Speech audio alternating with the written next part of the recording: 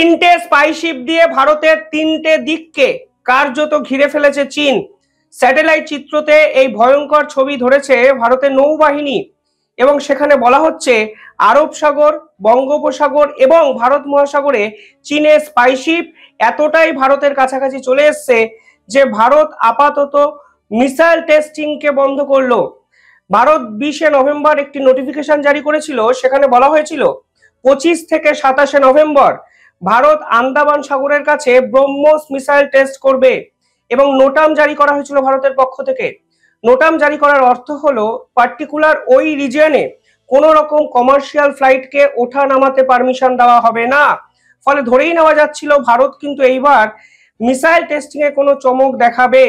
আর ভারতের এই ঘোষণার পর 20শে নভেম্বরের পর তিনটে স্পাইশিপ ভারতের তিনটে দিকে কিন্তু ডিপ্লয় করে দিয়েছে চীন, যা স্যাটেলাইট চিত্রতে ধরা পড়েছে। এর আগেও কিন্তু জানুয়ারি 2025 এবং মে 2025 এই সময়কালেও চীন কিন্তু এই ধরনের স্ট্র্যাটেজি নিয়েছিল ভারতের মিসাইল টেস্টিং আটকাতে। অর্থাৎ পরিষ্কার বোঝা যাচ্ছে জলে কিন্তু একটা কোল্ড ওয়ার চলছে।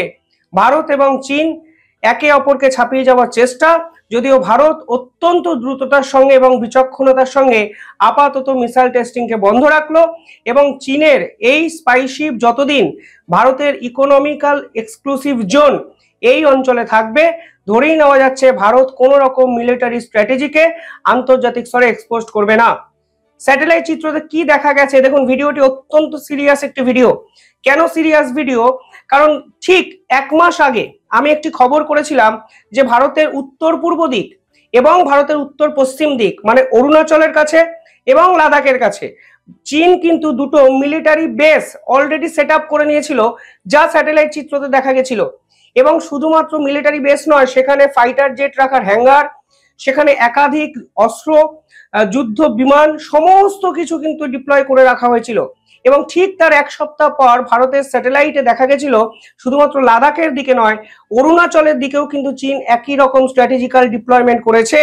অর্থাৎ যেমন স্থলপথে স্থল অভিযানে চীন ভারতকে টেক্কা দেওয়ার চেষ্টা করছে সীমান্তে মিলিটারি ডিপ্লয় করে, জলপথেও কিন্তু ভারতকে আটকানোর চেষ্টা করছে। কারণ চীন জানে ভারতের নৌবাহিনী চাইলে অনেক কিছু করতে পারে এবং চীনের কিন্তু এটি পুরনো খেলা।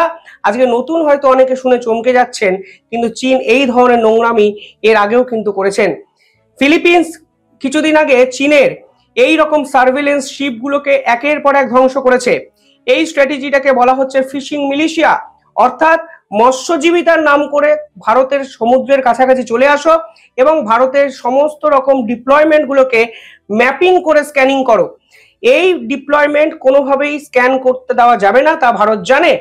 ফিলিপিন্স কিন্তু এই স্ট্র্যাটেজিটাকে ধরে ফেলে একের পর এক চাইনিজ ফিশিং শিপকে তারা মিসাইল দিয়ে উড়িয়ে দিচ্ছে। সেই ভিডিও কিন্তু ভাইরাল হচ্ছে বিভিন্ন মাধ্যমে। আজকে ভারত স্যাটেলাইট চিত্রে দেখেছে যে ভারত চীনের এই মানে ভারতের খুব কাছে চলে এসেছে চীনের স্পাইশিপ Shiyan-6। এই Shiyan-6 কিন্তু যে কোনো দেশেরই অত্যন্ত থ্রেটফুল একটা মানে স্পাইশিপ হতেই পারে। এই Shiyan-6 একে বলা হচ্ছে সিস্টেমেটিক আন্ডার ওয়াটার ম্যাপিং করা শ্রেষ্ঠ স্পাইশিপ এবং অপারেশনাল অ্যাডজাস্টমেন্টের জন্য ভারত প্রধানত এই Shiyan-6 এর জন্য এই মিসাইল টেস্টিংটিকে আপাতত ডিলে করলো। সেখানে বলা হচ্ছে এই ধরনের স্পাইশিপ আন্ডার ওয়াটার ম্যাপিং করার জন্য সব থেকে আধুনিক স্পাইশিপ যা চীনের কাছে আছে। সাবমেরিন রুট প্ল্যানিং এই স্পাইশিপ দুরন্ত গতিতে করতে পারে। তথ্য বলছে সোনার প্রফিটিং বা সোনার প্রোফাইলিং সেটাও কিন্তু এই স্পাইশিপ অত্যন্ত ভালোভাবে করতে পারে। এবং এই স্পাইশিপের বিশেষত্বই হলো মিসাইল টার্গেটিং ডাটা কালেকশন। অর্থাৎ ভারত যদি এই মুহূর্তে মিসাইল টেস্টিং করত তাহলে কিন্তু ইনস্ট্যান্ট ডাটা কালেক্ট করে ফেলতো চীন।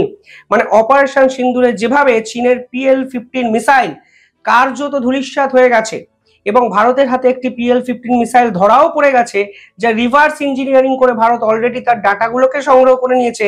ঠিক সেখানে যদি চীন ভারতের ব্রহ্মোস মিসাইলের ইঞ্জিনিয়ারিং করে এই ভিতরটায় কি আছে জানতে পারে, মেকানিজমটা যদি জানতে পারে, তাহলে কিন্তু ভারতকে তারা টেক্কা দিতে পারবে। তা জানতো এবং জানতো বলেই এই ধরনের নোংরা খেলা তারা করেছে। পাশাপাশি আরো একটি স্পাইশিপ ভারত ডিটেক্ট করেছে যার নাম সেং হিয়াং ই ওয়াও। এই যে স্পাইশিপ তাকে চীন কিন্তু 2020 সালে লঞ্চ করে এবং এই স্পাইশিপ মানে একে বলা হচ্ছে জিওফিজিক্যাল ওশিয়ান রিসার্চের জন্য চীন ব্যবহার করে। অত্যন্ত গুরুত্বপূর্ণ একটি স্পাইশিপ এবং এটির অ্যাডভান্স সিস্টেম মারাত্মক। এবং শুধুমাত্র অ্যাডভান্স সিস্টেম নয়, আন্ডার ওয়াটার যত রিসার্চ আছে, যত এলিমেন্ট আছে সেটাকেও কালেক্ট করার জন্য এই স্পাইশিপকে কিন্তু ব্যবহার করা হয়। এবং আরো ইম্পর্টেন্ট বিষয় হলো এই পার্টিকুলার স্পাইশিপটি মরিশাসের দিকে যাচ্ছে এবং এখন একটি সায়েন্টিফিক মিশনে আছে বলে চীনের পক্ষ থেকে জানানো হয়েছে। আরো ইম্পর্টেন্ট বিষয় কি জানেন, এছাড়াও চীনের আরো একটি স্পাইশিপ যাকে বলা হচ্ছে ডিপ ড্রাইভার এবং এটি সমুদ্রের 7000 ফিট নিচে যেতে পারে।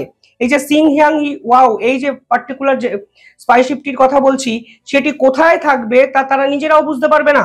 এমনকি এটি সার্ভেলেন্সে কাজে লাগায় মিনারেলস টেস্টিং এর জন্য, অর্থাৎ সমুদ্রের তলায় কোনো মিনারেলস আছে নাকি সেটার জন্য এই স্পাইশিপটি কাজে লাগানো হয় এবং আন্ডার ওয়াটার মাউন্টেন্স খোঁজার জন্য এই স্পাইশিপটাকে ব্যবহার করে এবং এটি এখন মালদ্বীপসের দিকে যাচ্ছে। অর্থাৎ কখনো মরিশাস কখনো মালদ্বীপস, এই যাত্রা পথে যাওয়ার সময় তারা ভারতকে ঘিরে রেখেছে এবং উল্লেখযোগ্য বিষয় হলো তাদের এখনই যেতে হলো যখন ভারত নোটাম জারি করেছে আন্দামান সাগরের কাছে। পুরো 2 2 4 করলে আপনারা খুব সহজেই বুঝে যাবেন চৌর্যবৃত্তি করতে এরা ভারতের কাছে কিন্তু চলে এসছে। এবার এই পার্টিকুলার স্পাইশিপটিকে বলা হয় যে এটি নাকি সাবমেরিন কেবলস এর ম্যাপিং করার জন্য ব্যবহার করে চীন, অর্থাৎ সমুদ্রের নিচে কোন দেশ কোন সাবমেরিন কেবল রেখে দিয়েছে, এমনকি তারা কোন সি রুটে অপারেট করতে পারে তার ম্যাপিং কিন্তু করার জন্য এই ধরনের স্পাইশিপ ব্যবহার করে, কারণ এটিকে ডিপ ড্রাইভিং স্পাইশিপ বলা হয়। 7000 মিটার নিচে অবধি তারা যেতে পারে। অর্থাৎ বুঝতেই পারছেন স্ট্র্যাটেজি পরিষ্কার, ভারতের নেভাল ডিপ্লয়মেন্ট গুলো জানো এবং সমস্ত দিক থেকে ভারতকে হারানোর চেষ্টা করে যাও। 3 নম্বর যে স্পাইশিপটি স্যাটেলাইট চিত্রতে ধরা পড়েছে তার নাম ল্যাং হিয়াং 201।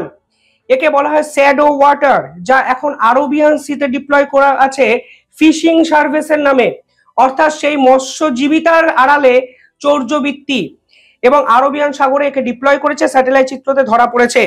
এটি কন্টিনিউয়াসলি ডাটা কালেক্ট করছে ভারতের সোনার এবং ড্রোন ওরিয়েন্টেড ডাটা এবং এই পার্টিকুলার স্পাইশিপে অটোমেটিক আইডেন্টিফিকেশন সিস্টেম আছে, ফলে কোনো দেশ যদি কোনো রকমের অস্ত্র ব্যবহার করে অটোমেটিকলি এই স্পাইশিপ ডিটেক্ট করতে পারে এবং এটিকে এখন লাক্ষাদ্বীপের কাছে দেখা গেছে, যা একদম ভারতের কাছে।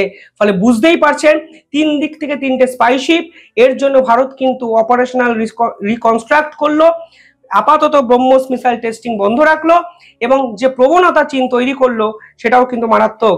দেখুন, কুকুরের লেজ তো সোজা হয় না। চীন যতই বন্ধুসুলভ আচরণ করুক না কেন, আসলে চীনের আসল চরিত্র বোধহয় এটাই।